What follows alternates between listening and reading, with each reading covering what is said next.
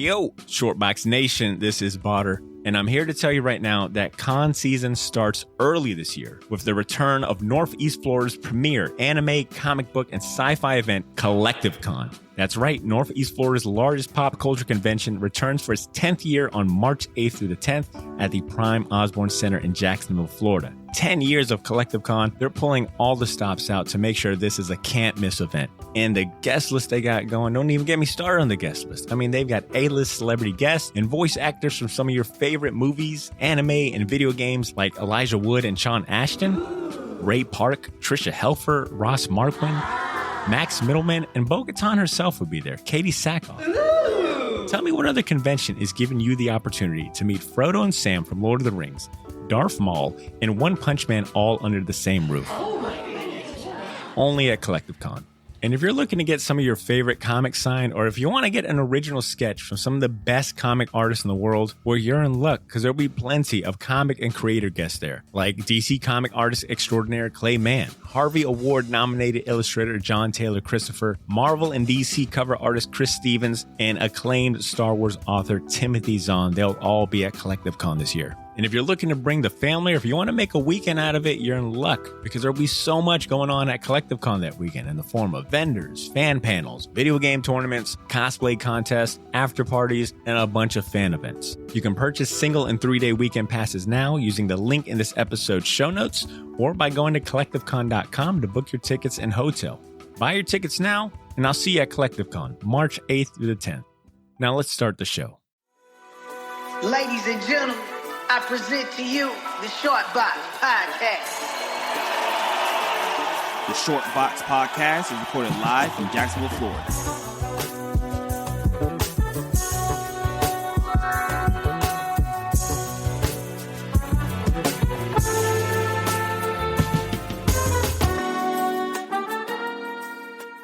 Yo, Short Box Nation.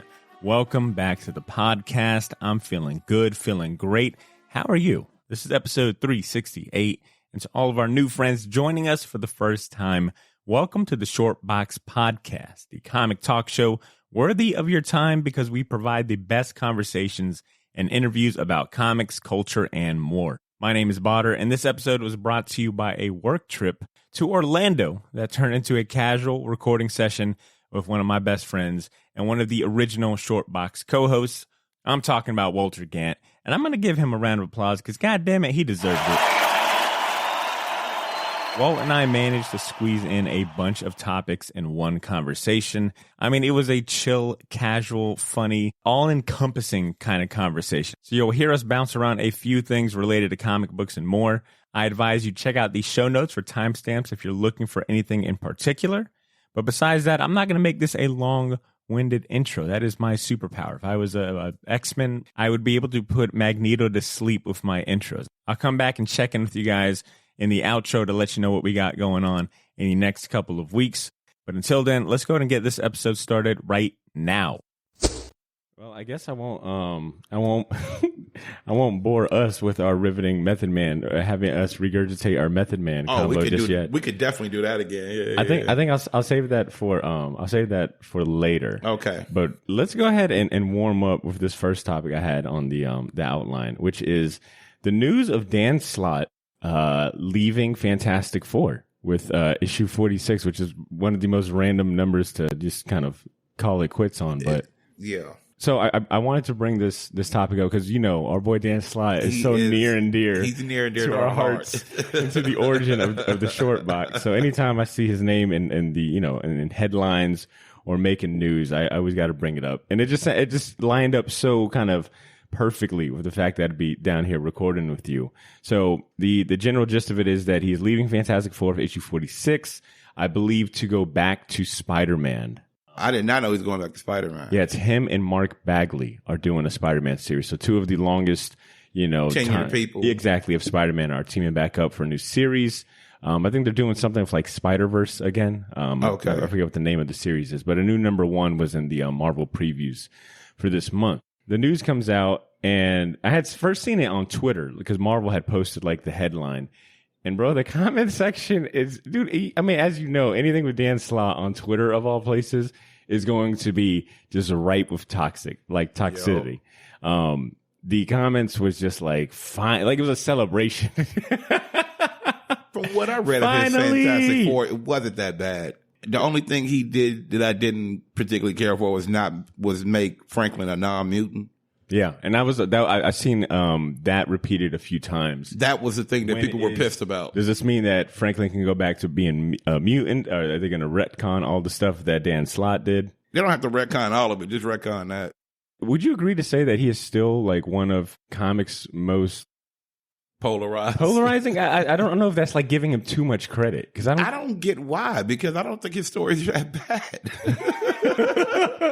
His Spider-Man is really good. But I'm telling you, it was, and not only that, so not just on Twitter, but in the Marvel article itself. No, I think it was a Bleeding Cool is the one that wrote it. But even among that comment section, same thing. Yo, so glad. Hopefully they do, retcon Franklin back as a mutant. But I kept seeing the name of another premier Marvel writer, another long tenured Marvel writer among the comment section. It was like, finally Dan Slott off Fantastic Four. Can we also get Blank off as well? When is it going to be Blank's time? And I want to see if you can guess, what is another writer that, might have, that people feel maybe he's overstayed his welcome on a certain title or something. Who's writing Thor right now? Is that the person? Yes, it is. Okay. I mean, and here's the thing. I don't even have to, give you any options because there's usually only one option when it comes to Thor, and that's Jason Aaron. Oh, Jake talking about Jason Aaron's Avengers? Mm-hmm. Well, his Avengers has been, there are parts of it I like and there's parts of it I don't. But I stopped reading Avengers since he's been on it. Well, why? Is it just not good? It was just boring. Huh.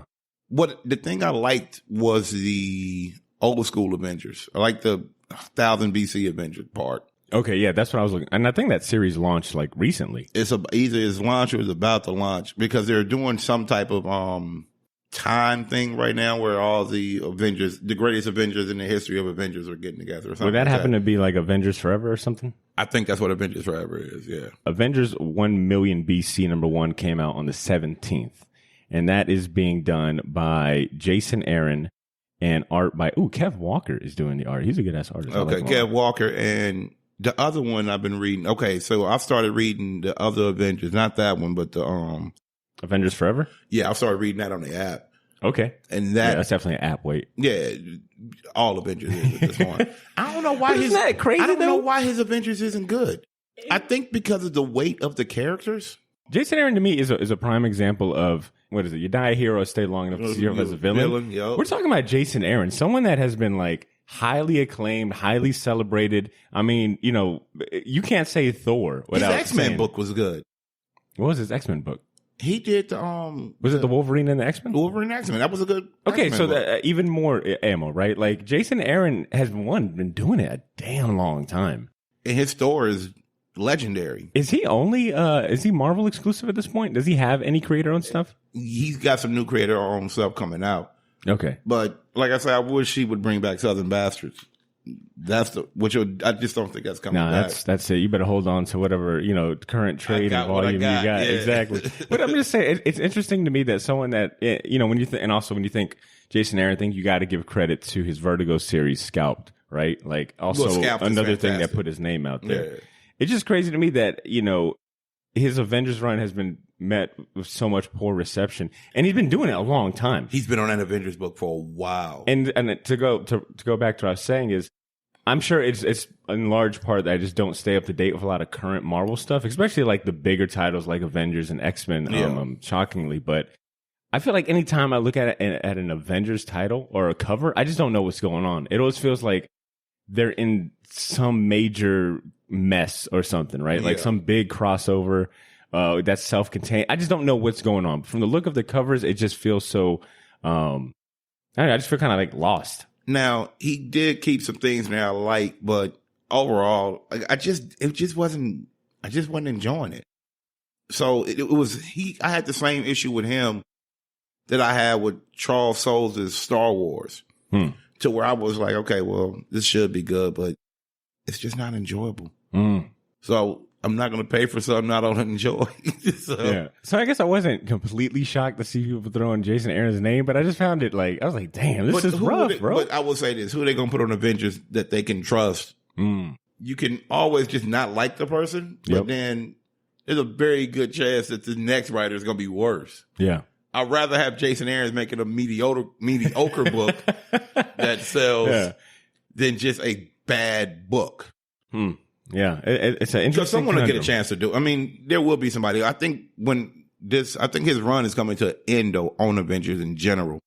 Once this big story is kind of told. Yeah, and to your point, I'm probably gonna Avengers Forever, the original series that came out, I think like 2000s, written by one of my favorite writers, Kurt Busiek.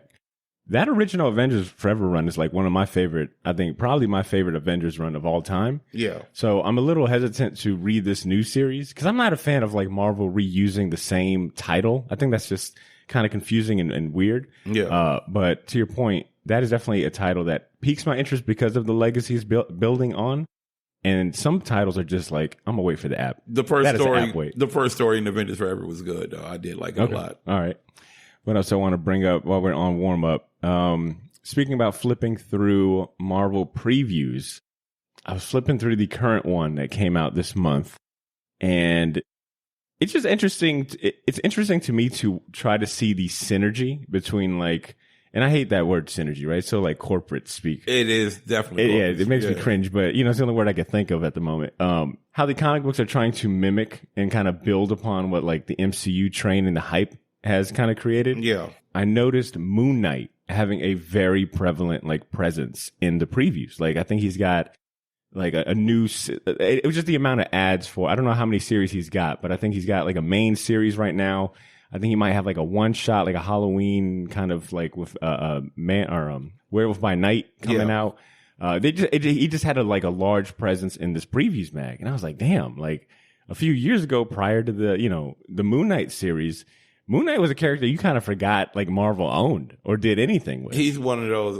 He was like a sleeper, He's one of those characters that your friends are like for some weird reason. Because I got a homeboy who's a Moon Knight stan, and I'm like, you almost don't believe they like that character that much. There's no way you like. Yeah, you're like, much. And he was like, nope, I rock with Moon Knight. Some very absolutely esoteric reason for liking him. It's not even esoteric. Just y'all like the all-white suit. Yeah.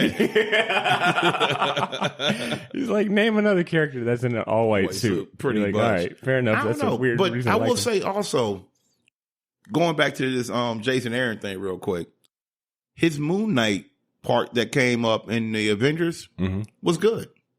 When you say his Moon Knight part, what do you mean? There's a Moon Knight story in this Avengers run that I kind of enjoyed. Like I say, it's just interesting to see when a series like a Moon Knight series just came out, met with pretty good reception. To see the comic books, I don't know. At some point, it feels like the tables have shifted. Where I feel like when we had first started the show, I feel like Marvel was kind of doing that with the Robert Down, restarting Iron Man when Iron Man came out, which was a smart move. I just feel like now it's just very prevalent and a lot more heavy-handed because of the amount of content MCU's coming out. Yeah, that is, it's a lot of stuff. Man. Yeah. So like when the first, I think Iron Man and kind of pre-first Avengers, you might have seen a little bit of that, but I felt like the comic books kind of still treated their own properties as its own, it felt like its own silo still. Yeah. You might have seen that's weird. Iron Man relaunch. He kind of looks like Robert Downey, this and that, but it wasn't as prevalent. Now I feel if, what's the next series coming out? I think, all right, Black Panther, the movie's coming out. So you flip through that previews, it's they are definitely advertising, the trades are coming out. Here's a good jumping on I did point. notice there was a few more trades for Black Panther. I mean, I get it. You want to do that. You want to give potential readers a chance to jump in somewhere. So I do get that. It's just become very interesting to watch their marketing kind of shift, especially in previews. If like I said, a character like Moon Knight, you're there was years where you would not see this character in any fucking titles outside of maybe the 6 issues here. For years. For sure. He's one of those characters that disappear for a decade. Yeah. But now, you know what? It's funny you say that. I don't think any of these characters really disappear for decades anymore. No, not at all.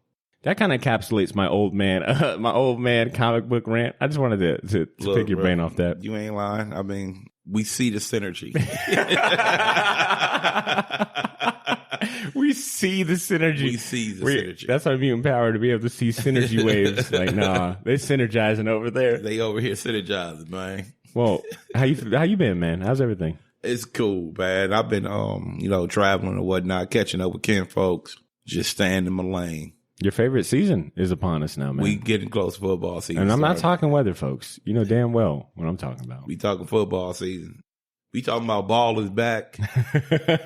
Ball is back, and then like as soon as football start, then basketball come right back, and then hockey back. So we about that time of the year where I just really be in the crib watching sports all the time. Do you think you'll attend any live sporting events this year?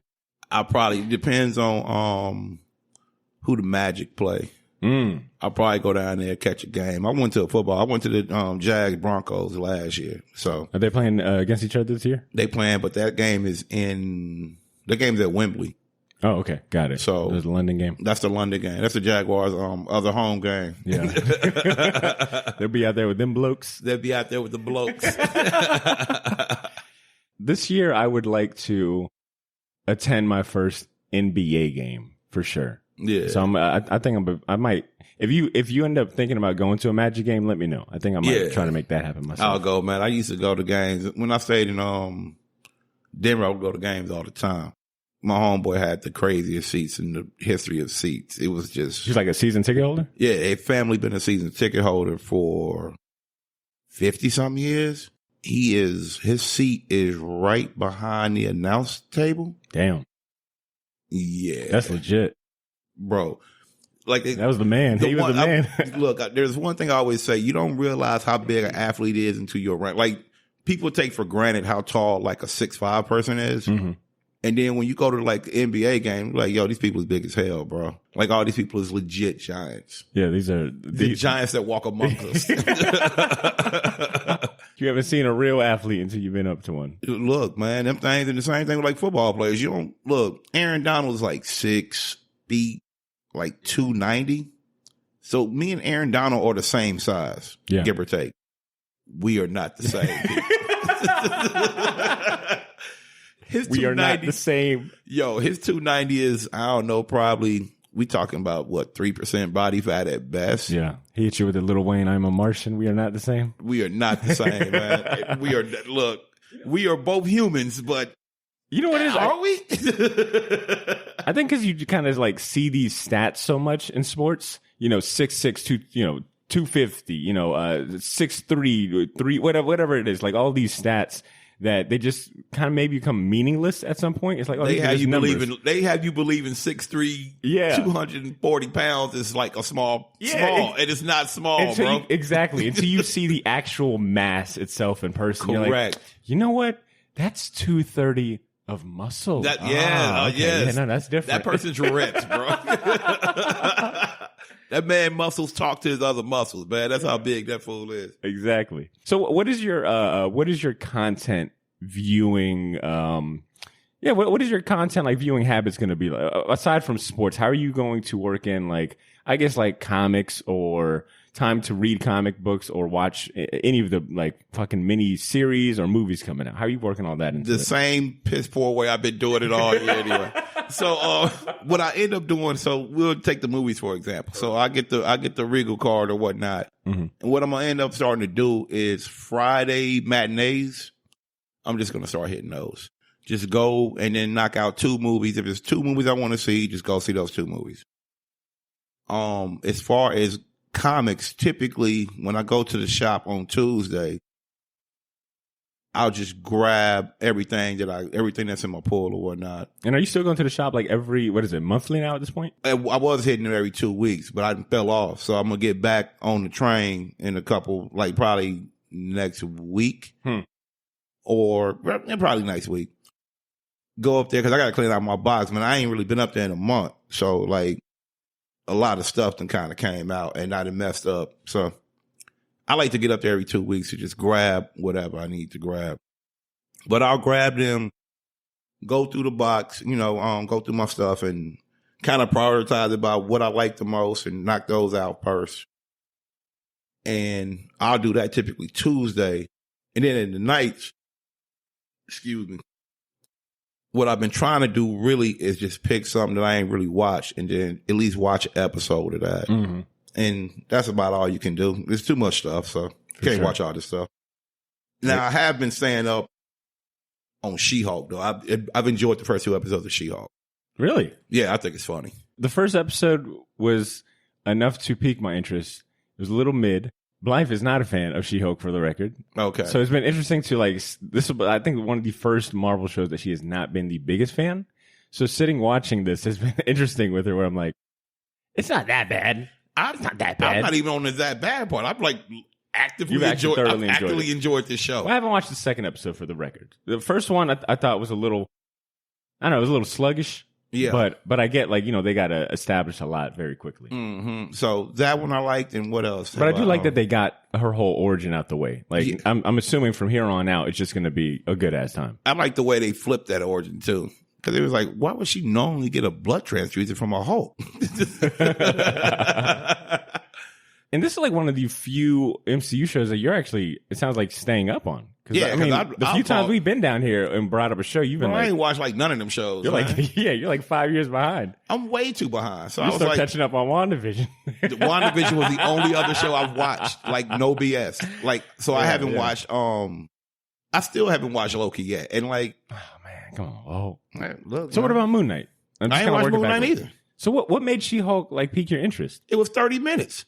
Okay. It respected your time, as Ashley would say. Yeah. Okay. All right. Fair enough. Yeah. Fair enough. Look, them shows is too long. I ain't watch Hawkeye, none of that. So I need to watch all these shows before Phase 5 and 6. Before these new phases start. Kevin Feige essentially gave you he gave me homework. Yeah, he gave you homework in a very long deadline. He's like, all right, look, man, y'all motherfuckers got 5 years. And you really have to pay attention for this Kang part, because Kang is in Loki. Yeah. Okay. That was a big moment. And then, you know, Ant-Man and Wasp come out, I think February. Okay. It'll be early next year. I'd be very curious if any of like the Kang stuff ties into Black Panther. No. That's the whole Namor thing. So we'll see how that goes. What do you think about the Black? Are you gonna watch Black Adam? Is that gonna be like an opening weekend type of movie for you? Nah. Really? Probably not. That trailer looks cool as hell. That movie looks like it's gonna be fun as fuck. You know how these DC things go, man. It's not happening. It's not helping that Zaslav is over. You see, they push back all those things too. Oh yeah. Wait, what do you mean? They push back the rest of their slate that was supposed to come out. You know, Shazam was supposed to come out this year.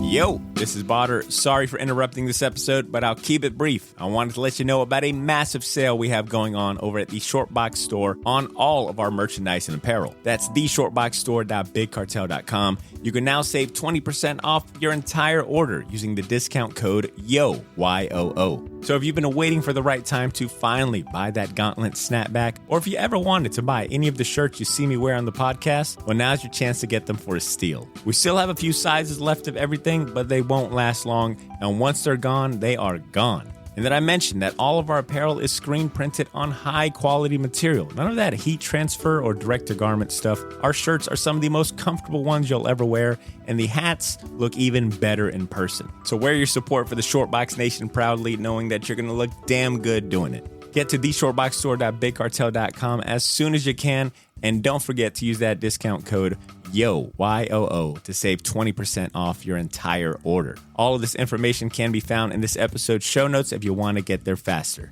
Thanks for not pressing fast forward. Now back to the show.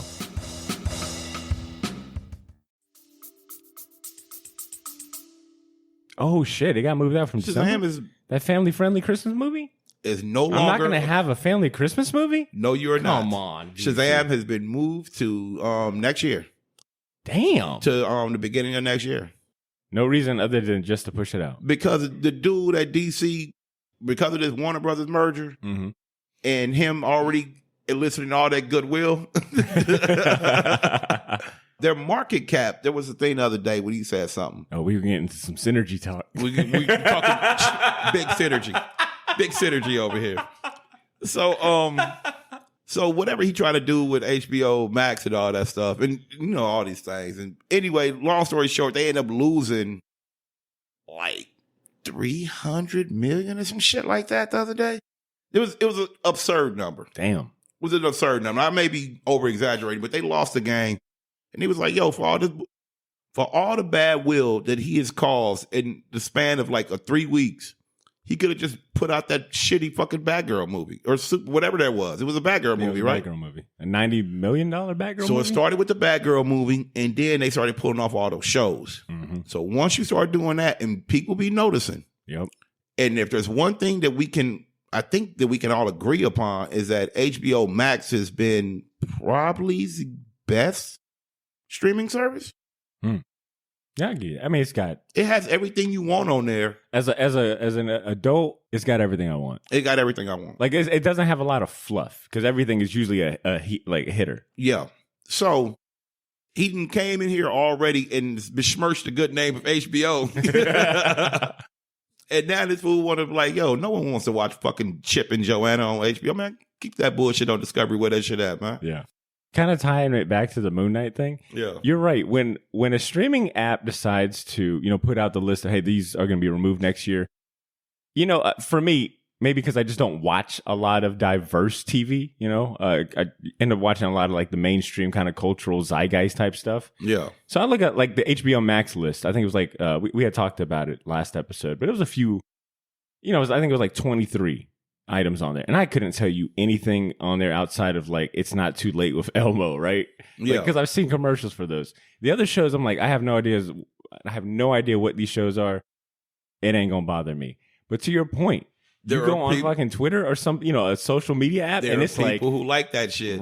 A petition. You're like to bring back Gabba Gabba Island. You're like, damn, 7,000 of y'all. A petition to cut off David Zaslow's balls. I've seen that floating, bro. These people were pissed. Exactly. So, you're like, damn, where'd these fans come from? There are fans for this stuff, man. For and sure. HBO Max is, like I say, that's the best one. It's reliable. I'll go on Netflix and I'll forget, like, oh, of course Netflix don't have this movie. But you know who's got it? HBO Max. I want to watch Goodfellas.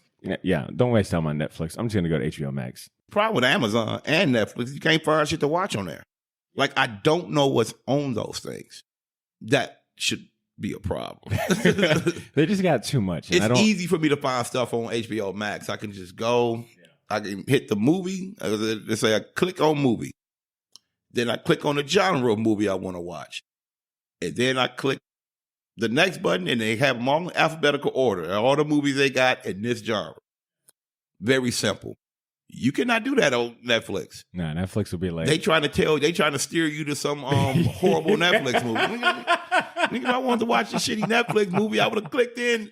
I would have literally typed in shitty Netflix movie. Shitty Netflix movie, yeah. That was not what I was trying to do. So on the topic of HBO Max, there is a documentary that I had asked you to watch. Yeah. That I had a feeling that you would enjoy as well as our listeners. Now we podding right now. Now we podding right now. Now we got big synergy going on right now. And hell, I got to give props to Trey Namo. Trey is one of these dudes that is always like right on top of things as they come out. And he had hit me up and was like, yo, this Milestone Generations doc on HBO Max, well worth it. Check it out. So I gave it a watch.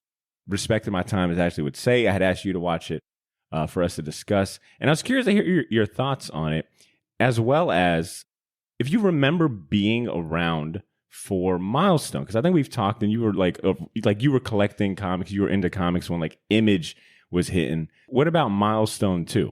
I probably got like the first issue of, I think I got the first issue of, what is it? Icon?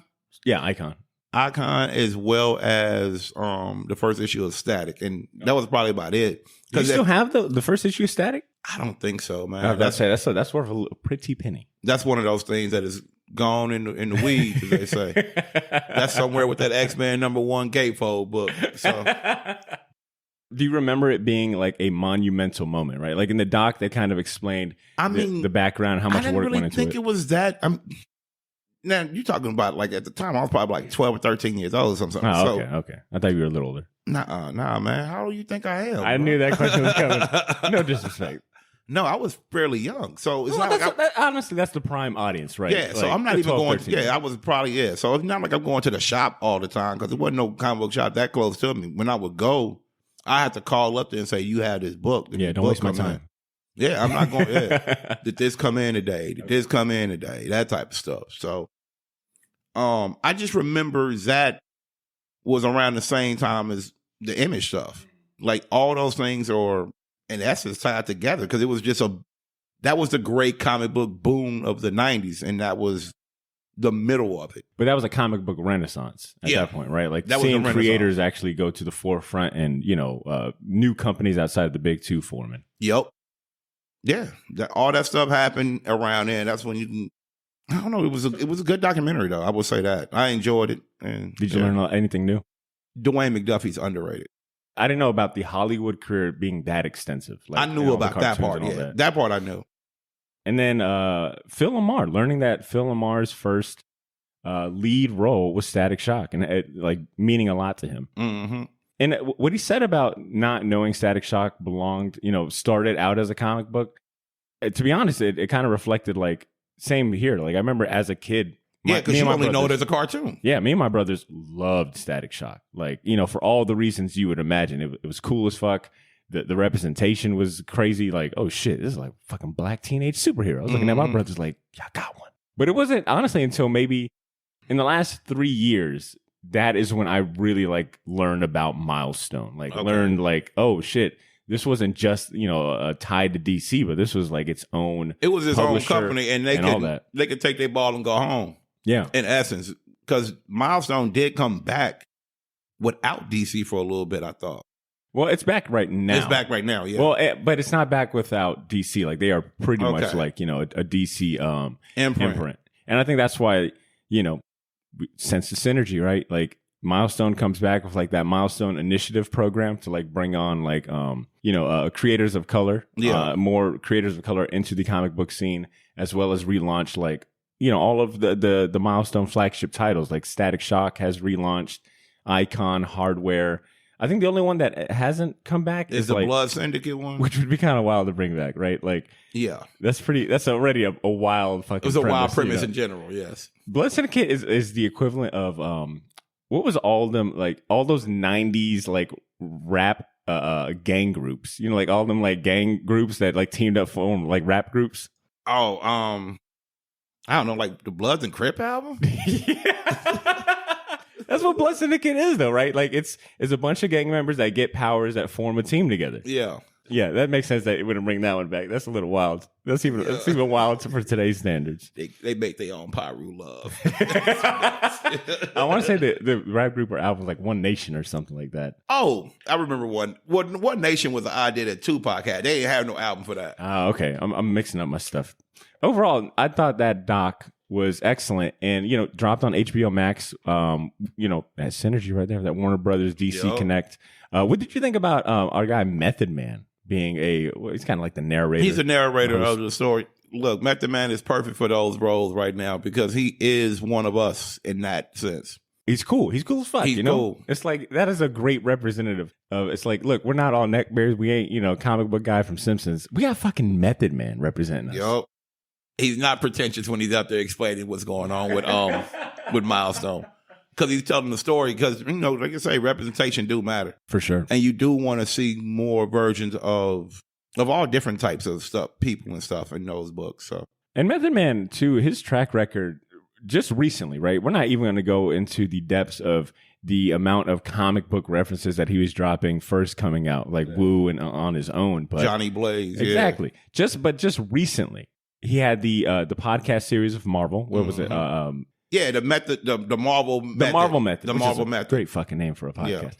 Yeah. I want to say he's also done some voicing for comic book podcasts. I think a Marvel podcast specifically. And now he landed over here on Milestone. Yeah. To your point, I'm happy to see a Method Man. Get them checks, man. Get them checks for sure. And to see Dennis Cohen, man, still doing his thing. When I ended up going back to reread Static Shock, I thought the art still stood the test of time. That shit is so well done. And to learn that, they had a very extensive painting process. Yeah, he said that they changed the way people do. That's crazy. Yeah. He said what he called it the 100-point method, or it was something with the word 100, but they painted every single. So that way you could have different skin complexions. Yeah, look, man, come on, that's one thing that's always ridiculous. We're not that black. You're a rainbow of melanin, man. You can't have nobody out here like Midnight Black in the joint. Yeah, no, excellent documentary, man. And to learn too, like, you know, not only how groundbreaking it was, was, you know, encouraging and really inspiring. I don't know, man.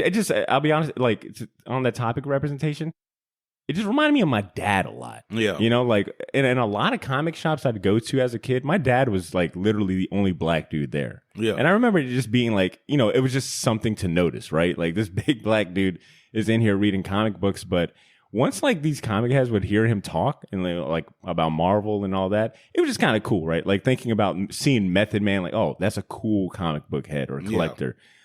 It just made me think about my dad a lot. I don't know if he was really into Milestone like that. I'd have to ask him myself, but yeah, I'm just happy to see like Milestone get a spotlight and a lot of them old issues, because that was a thing. Like literally, maybe not even in the last 2 years, they've actually started to make those old Milestone series available. Yeah. Like prior to that, you know, you either had to go to a flea market to find them in like dollar bins, or you just had to find it some other nefarious way. Yeah. But now you can read them on the DC Universe app, which to me might be a contender for the best comic book app on the topic of all, you know, streaming services and whatnot. I've been enjoying it a little bit more. I've been rocking it. So the only thing I'm not a fan of is that, you know, we can't really do our agreement and arrangement where we can both, you know, split apps, because it only allows you to fucking one person view at a time. It's like, come on, DC. Are you on it right now? When was the last time you used it? I think you've got it right. See what I'm saying? It's like we should be able to just both use the same goddamn password. This is bullshit. Yeah. So, because just knock me out. Anytime you want to read, just knock me out. I just log back in. That ain't that big a deal. The root problem though, Walt, is that DC ain't letting us live. All right, like, come on, man. Warner Brothers, more bad synergy. Warner Brothers, bad synergy. All right, what other topic I got on here? Okay, we can get to the main topic, the big kind of the beefy topic that I want to bring up to you, and that is, you know, we're talking about comic books, you know, shows on the streaming apps and whatnot, and one that has recently come out has been Sandman, and I'll pause right here. Have you watched it at all? I have not watched it yet. Is there any interest to watch it? Yes. Okay, a lot. That will be something I'll probably sit down and watch. Yes. I've heard nothing but great things about it. It is a show that I definitely want to watch. It got me thinking about these iconic, highly regarded, the most well-respected, like, you know, must-read comic book stories and series of all time. You know, I had sent you a couple of articles and lists about like, hey, here's the top, whatever, 50, 20 comic books you got to read before you die. I think you would agree there's a lot of similarities among those lists, right? Like a lot of recurring titles. I always notice that, man. What are some of the ones you notice? It's always these high art, these high-minded graphic novelty type things. So it's pretty much Mouse and all Mouse adjacent type books. And look, I get it. Mouse is a dope book. We get it. We understand. Sometimes I really want to see a fool in a cape. Some of those cape books should be tied into like these greatest stories of all time. And that type of stuff. Yeah. Like, I think you see Batman Dark Knight. Like that is one that is always mentioned like in the Mount Rushmore of great comic books. Watchmen. Oh, the other thing is it's always the same kind of writers though. It's a lot of British dudes on those lists. British takeover, man. A lot of British dudes. We still paying that off. Goddamn British. British mud, man. A lot of blokes. A lot of lads. They came over here and colonized our fucking comic books too, man. Jesus Christ, bro. But it got me thinking of like, what are some, you know, maybe 3 titles that you know you probably should have read. Yeah. But you've just, whatever, it's eluded you for whatever reason. You've put it off for such a long time. Is there still like, I know I've got to get around to that before I die? Like, what are some of those titles or comic books? So number 1 for me is going to be Love and Rockets until I can like actually get my hands on Brothers, yeah. The full, I want the full collection of that book. I want the unabridged, like just give me all of that one. That's number 1. Number 2 is Paper Girls, which also had a show that just started. Yep. Now I started reading that book, but it was at a time where I had so many other books and I dropped that book only because it was just kind of like a money issue. I was like, okay, I can't afford all these books. I mean, something got to go. But I was enjoying that as I was reading it. Hellboy, I've never read. Wow. Not even one. Not a one. Not a nan iota of Hellboy. Not even an iota? Not a nan nothing of Hellboy. So I want to read all of Hellboy. And then the last one is Scott Pilgrim. I haven't read none of Scott Pilgrim either. I was very surprised to see Scott Pilgrim on those lists I sent, like a few times. Like I think at least on 2 of them, it was like Scott Pilgrim. Yeah. And I think I might have dived into Scott Pilgrim after the movie came out. But what I will say, the one that definitely perked my ears hearing you say, bro, I'm going to say Hellboy is well worth it. And this is the whole point of this topic, right? You've heard of this ad nauseum. Oh, you've got to read that. It's well worth it. It's one of the best. But I'll say, as someone that has been berated and beaten down with the Hellboy stick between Cesar, Ashley, and our guy Nick Wagner. Yeah. When I really dived into Hellboy, I got like into a deep rabbit hole. That is seriously some of the best comic books ever. Yeah, I think if anything you should start on that list is probably Hellboy. But is there one in particular that you're like, okay, I'm probably going to get to this sooner than the rest? Love and Rockets would be the one I end up getting to at some point. I just got to find where I can get. I'm going to have to, I guess, go on my shop one day, just ask them, where can I order all of Love and Rockets from? I don't know too many people that talk about it, but the ones that do talk about Love and Rockets, like, really love it. My homeboy used to have the same guy who let me hold his Sandman, because he had the first couple arcs of Love and Rockets. He was a highbrow comic reader, huh? Extremely highbrow. Extremely highbrow type of person. Highbrow back of the head type highbrow. Yeah. So he had matter of fact, like a lot of those books that's on those lists, I read them at his house. Oh, cool. Because he had all the Sandman, he had all the Preacher, he had all that stuff. And he had all the trades, because he only read trades. So I'll just go back there, like, okay. This man was ahead of his time. I would read a trade, and then I'll take it back and grab the next one, and take it back. He had the public library system. He had the public library for me. I'll read the book, take it right back over there. Because it take me like, I don't know, if you reading something that you enjoying, it's going to, like one of them, it's going to take you about a day to do it. And go right through it. Okay, let me get on this next one. So that's my list, though. That's a solid list. The ones that I was expecting to be on that list are not. So you are a well-read man when it comes to comic books. Well, yeah. You're always a well-read man. I'm a well-read man in general. All right, so I went ahead and did a top 3, and I feel like they are very, compared to yours, these are like very basic, very like, you could definitely like guess them, right? These are the 3 titles that have eluded me for so long. And I know I need to get around to reading them, and one day I will before I die. So at the very top is Preacher by Garth Ennis and Steve Dillon. Preacher's is dope, yeah. I don't know what it is. I think I wasn't a fan of, and I don't know if I still am, but I don't know if I really like Steve Dillon's artwork that much.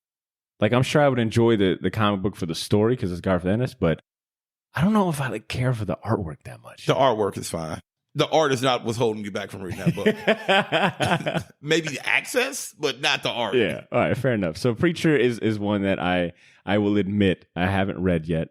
Why the Last Man for number 2. I read that also, yeah. Okay. Brian K. Vaughan, Pia Guerrera. They have a TV show for that now, too, right? Another one of a great TV show, right? There's a common thread at this. Another TV show. Yeah. Walt that I watched. Another one I heard great things about, canceled after season 1, though. Unfortunately. Really? Yeah. It was like canceled, I want to say, before like the season finale. See, okay. Finish your list, and I'll go back to something that I have an opinion on about certain stuff. Okay. And then the number 3 title that I'm embarrassed to say I haven't read yet is Miracle Man by Alan Moore and Gary Leach. A lot of the Alan Moore stuff be like, I don't want to call the stuff all heavy-handed or whatnot, but... Need I say more, or did that sigh do it for you? The stuff be cool, but it don't ever be as mind blowing as people will. At least the people want you to believe. Like, I think The Watchmen is a good book. I've never been like, yo, The Watchmen is the dopest book I ever read in my. That ain't the case. I had a phase where I thought it was like the best thing ever written. I don't think The Watchmen is better than Sandman at all. I think that word you just said, heavy-handed. I don't know. Maybe just because I've just gotten older. Reading some Alan Moore stuff, it does feel very heavy-handed. Where it's like, look how fucking esoteric. Look how, like, basically crazy this shit. What's the dude who wrote the X-Men and everybody like Grant Morrison? Grant Morrison. Mm-hmm. Like Grant Morrison take all the good parts. He take the worst parts of Alan Moore and expands upon them. The worst parts are good parts. A little bit of both. Good landing. That was a good landing. A little bit of both. What were you gonna say about Why the Last Man? I brought up the Netflix. When they adapt these comic book shows, number one, they need to just go ahead and commit to the number of episodes they're gonna do, and not like a bogus thing, but they need to commit to, like, I don't know, like 40, 50 issues or 40, 50 episodes, So that way you can actually tell the story. Because there's no reason why something like that should just be on Netflix. You just go and bam, bam, bam, bam, bam. Knock it out. But Why the Last Man, I think, is one that I'm definitely going to probably start here soon. You should just finish up Sandman. So you've read all of Sandman? Yeah. All of it? I've read the whole story, yeah. Okay. Yeah, I guess I should. I've read that, and I was reading like the death issues, the death stories. You know, okay. Yeah, I guess I should. I'll finish reading Sandman, and then I'll read Why the Last Man is going to happen at some point. I feel like, you know, I remember Drew being such a big fan of it. He got a few like people into it. This motherfucker was like, Why the Last Man, like going door to door. You know what? Yeah, because Paper Girl's a Brian K. Vaughan book. Exactly. Yeah. I see the trend. I do need to read. You know, this is a Marvel series that I am embarrassed to say I haven't read. Still, is Weapon X, Barry Windsor Smith's Weapon X. Oh, I've never read that. Really? Well, no. But you know, like it is held in high regard. Like, you know, people talk about it, like, you know, praise it very highly. For the record, I want to also say that I get a lot of shit for being a Marvel fanboy, but Walt, I feel like you play it so cool, people don't realize how much you just absolutely fuck with Marvel and very little with DC. Yeah, very little DC. Yeah. We can be clear about this. So what is a Marvel, you know, iconic comic book that has eluded you still? What other Marvel that I have not read that I always wanted to read? This is a very good question. Because I didn't really think about the Marvel aspect of stuff because I pretty much read everything I want to read. Keep you on your toes, Walt. Oh, probably. You know what? Stan Lee's Spider-Man. All those old stuff like the old Spider-Man. And probably more importantly, probably his old Fantastic Four. I've never read any of those, really. I think I tried to, and it was pretty rough. It was tough. It was tough just because, you know, like the time that it was written in. I do like some of the good chauvinism that pops up in those books, though. Like, hey, this is a woman. She can't clearly do this. It's man's work. I definitely have read a large chunk of the Amazing Spider-Man because I was like getting the essential books and I was just tearing through those. Okay. So I've read a large chunk of the Amazing Spider-Man run. I know people who will. I feel like it's always Spider-Man too. I know, especially on Reddit, like you might see the things where it's like, "Hey, I'm reading Spider-Man from issue 1." You see the same. It's Spider-Man and it's X-Men. You see this with all the time. You don't see this with any of the other Marvel books. Like no one. Fantastic Four or Avengers. You don't even see. Yeah, you rarely see it with Fantastic. I think Four. I've done a read through of Avengers up to like all the classic stuff, like I think Avengers kind of builds up a lot quicker, in my opinion. I think like you could really get into the and I guess same could be said for Fantastic Four, but that's a good one. Yeah, doing like a read through, that's like a retirement dream. Like, yeah, one day I'm gonna retire and just fucking read Fantastic, all 600 issues of Fantastic Four. The other thing that I'm completely to give DC a little bit of love on here, a little bit more Warner Brothers synergy action. The Sinestro Corps War. I've never finished reading that. Is that the Jeff Johns? Yeah, I never finished reading that. Yeah. And that's good. It's real good. And really, like, there's so much Superman and Batman and Aquaman stuff I just haven't read, and even a Flash. He can't just be running fast all the time. So what? That is only power.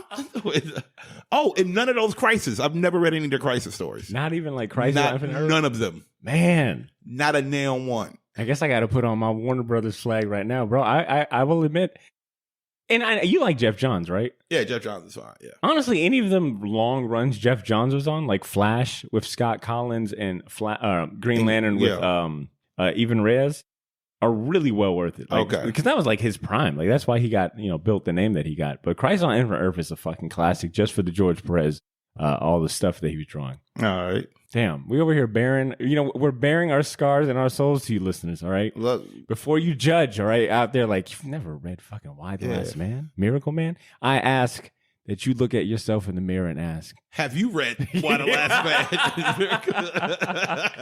Man? He without sin shall cast the first stone, all right? But I would be curious, listeners, if there is a comic book series that has eluded you that you've always wanted to read that you should have read, I would like to hear yours. If it differs from ours, I'm always open to hearing different opinions and hearing from you guys in general. You guys know the email. It's in the show notes. So write us and let us know what are some of the famous comic book stories that has eluded you this long. But, well, I think we've powered through all of the topics I've had. You know what time it is. We can't leave these mics. These mics are hot right now. But we need them to push through just a little more for one last topic, one last segment, and that is our infamous champion season. It's time for Champion Season. Champions. Now, for those of you tuning in, you know the business by now. This has been a recurring segment for the last 360 episodes of the Short Box. But it is our opportunity to champion pop culture items. So things like movies, TV series, video games, books, et cetera, that we have been really enjoying and would recommend to friends like you. Walt, I love doing champion season with you because you've always got a very long list of really good stuff to check out. Especially when it comes to movies. So I'm going to pass it over to you, man. What are you going to champion today? Well, I need to finish watching last night, The Soho. But I was enjoying that. You watching that in parts? Yeah, something like that. Not even parts. I started it, and then I was like, yo, man, I kind of tied one on a little bit too tight. I'm about to pass out. So I didn't finish it. Okay. And the same thing with Licorice Pizza. Oh, yeah. Like those two movies I was pretty much enjoying. So I would champion those without finishing them. But I will finish them. Now, I seriously doubt my opinion is going to change from an Edgar Wright and a Paul Thomas Anderson movie. The opinion is that those are good. Also, on the podcast vibes, the new Quentin Tarantino podcast. What? This is a Tarantino podcast? Like, is he on it? Yeah. Him and his yeah, find the name of this one. Do a show. It is called give me just a second. I want to say it's the movie, the film movie archives or something crazy like that. Where is my list? Okay, shows. This is Riveting Radio. Matter of fact, I'll give you a couple of podcasts. My Mama Told Me, which is a podcast about Black conspiracy theories with Langston Kerman. So have you listened to it at all? I listened to when you had told me I listened to the episode that was at then. Yeah. So also real quick, NBC, if you got Peacock, there's a show on Peacock called Bust Down that is hilarious. What is that about? These people work in a shitty casino in Indianapolis. And that's the gist of it. It's like 4 black people. That's it. Mike, that's one of the guys so the Video Archives podcast is that Quentin Tarantino podcast. So it's just like him and his co-host. It's him and his best friend just talking about movies? Talking about movies. And they're talking about movies. They're only talking about movies that are on VHS. What? Because Quentin Tarantino, because that was the name of their video store that they worked in together when they were kids. Okay. So what it is that when the store went out of business, Quentin Tarantino bought the collection.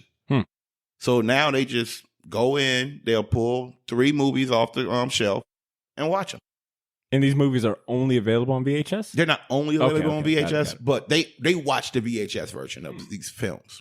So what movies have they done? A bunch of esoteric movies. The type of shit that you used to be getting from video stores back in the 90s. Today's episode was brought to you by the words esoteric and synergy. Those esoteric and synergy.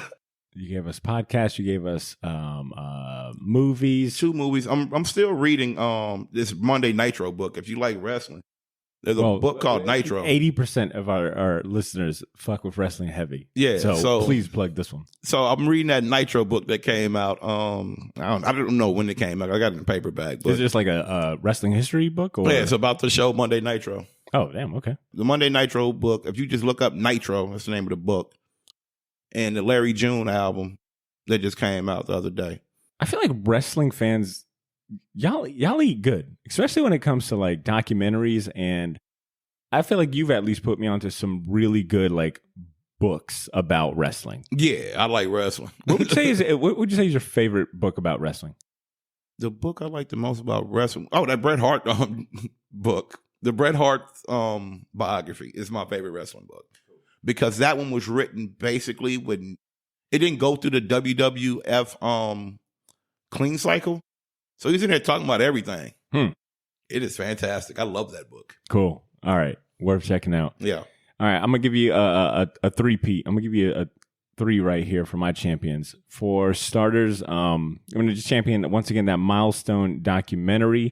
If the name Milestone is unfamiliar to you as a comic book collector, reader, fan, or any of that, definitely check out the Milestone Generation documentary on HBO Max. Tells the story of how 4 Black creators basically changed the face of, comic books, in 1993. We talked a little bit about it here, but if you were a fan of the Static Shock cartoon as a kid and you were unfamiliar with its origins, it explains all of that. Super solid documentary, and it's short too. It respects your time and gives you, everything that you need to know. And it's cool to see like it's still being carried on today. That is my first recommendation. I'm gonna give you a podcast one, and I think you'd appreciate this one, and that is the No Skips podcast. Yeah, that is on Spotify, and it recently, it came to an end. It was 3 seasons worth of episodes.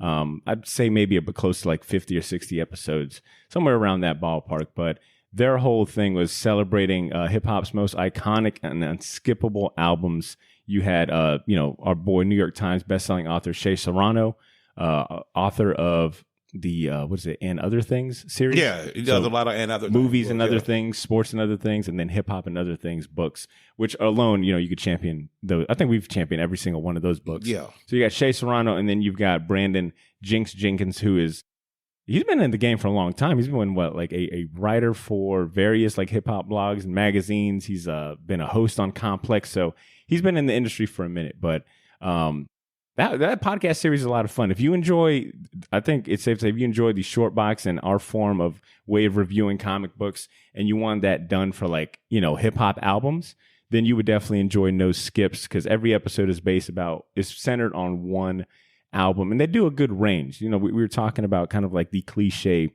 best of list that you see in comic books. They touch on some, very iconic albums, but they also do a good range. Like they've got an episode about, Lupe Fiasco, Food and Liquor, Little Kim Hardcore. So really their premise is on non-skippable kind of albums. I always say I wish that everyone heard the original version of Food and Liquor, which is much better than the one that came out. I got it on my Apple Music right now. Yes, sir. But some of my favorite episodes they've done is they did an MF Doom Mad Villainy episode, and they dive all into it. They give you the historical context, the cultural significance.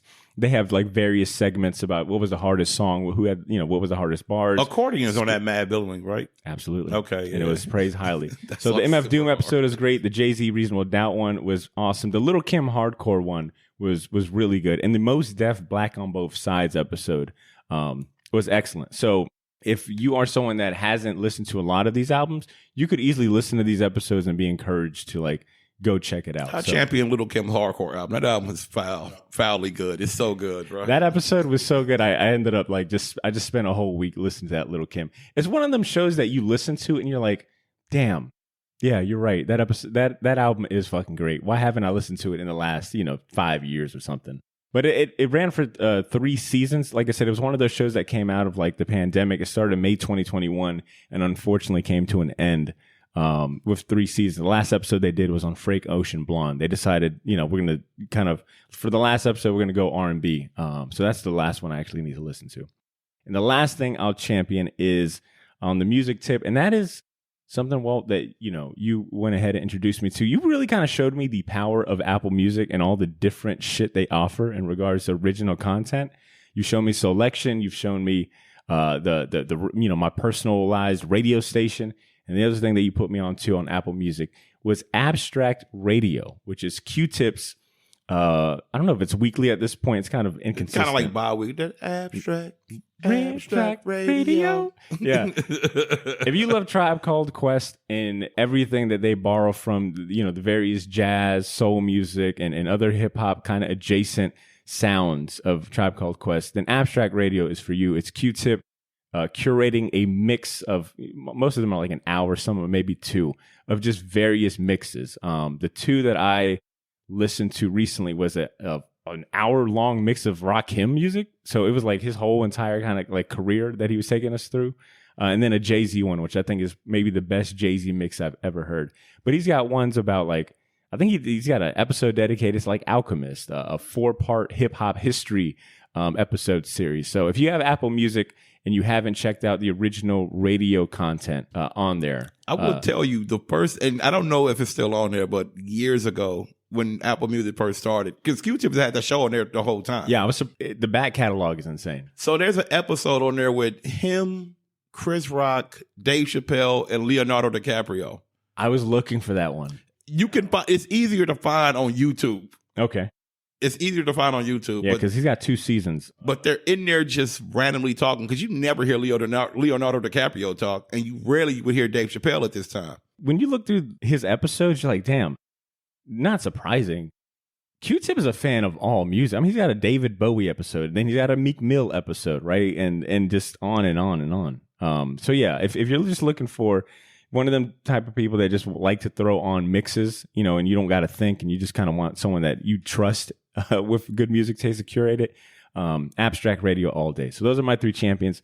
Milestone Generations doc on HBO Max, No Skips podcast on Spotify, and Abstract Radio on Apple Music. Oh, and one quick thing too. The Paul Thomas Anderson Licorice Pizza is on Amazon. If you got Amazon Prime, you can watch it on there. And Last Night in Soho is on HBO Max. Brought that synergy right back. Yep. Big synergy. Big synergy. Well, we're going to close out with that big synergy. Well, do you have any closing words for the listeners? You know, I always appreciate recording with you. Do you want to sign off saying anything to the listeners? Oh, just enjoy your time, use your apps, and look, enjoy the fall. Nothing more to be said. I can get behind that synergy. All right, bro. I appreciate you, man. No doubt. Peace. And there you have it, Shortbox Nation. I hope you enjoyed the conversation. Another big shout outs to Walt. It's always a pleasure to throw it back to the old days of Shortbox and then chop it up with him. If you enjoyed the conversation, help us spread the word, all right? Leave us a short review on Apple Podcasts or a 5-star rating on Spotify. I'm telling you, it helps us more than you know, all right? It helps us grow the show, get it in front of people, and let them know that it's a damn good time. And it doesn't cost you anything but a few seconds, so help us out. We will be taking next week off to celebrate the Labor Day weekend, as you should too. But we'll be back the following week with an episode unlocked from our Patreon archives from 2 of our old pilot license episodes. Stay tuned to our Instagram, all right, later this week for more information on that. We've got a Rick Remender Artist Spotlight episode also in the works. That'll drop sometime mid to late September. Yeah, a lot of good episodes. So stay tuned to the feed. Make sure you're subscribed if you aren't already. And if you're someone that likes the Harley Quinn animated show, I've got great news for you. We dedicated a whole episode to the Harley Quinn animated series, talking about our favorite episodes and what the series, you know, how it's grown and what it means to HBO Max. So if you're someone that enjoys that show, yeah, we got a whole episode on our Patreon. You should check it out. You know what? I'm actually going to play a snippet of that episode right here. Just to go back a little bit, the first scene when she breaks that guy's leg with a hammer, I was like, this is, the gore in this show, yeah. I was really like, I was not expecting this amount of like gore, like bone breaking and blood. She and said, are you going to shut the fuck up yeah, so I it's can like, talk? you're Yeah, probably going to go in shock. There we go. If that piqued your interest or you're just a fan of really good comic book cartoons and animated shows, we have a whole bonus and spin-off podcast series called Pilot's License, where every episode is us diving into a different classic comic book cartoon and animated show. That's we've done so far 13 episodes. It's a lot of fun, and our Patreon community really enjoys that series. So if you want access to those bonus episodes, check out our Patreon community at patreon.com/theshortbox, or just click the link in the show notes. In the meantime, make sure that you're following The Shortbox on Instagram and Twitter for more comic-related content. And most importantly, take care of yourselves. Have a great day. And please continue to make mine and yours Shortbox. We'll talk to you soon. Peace.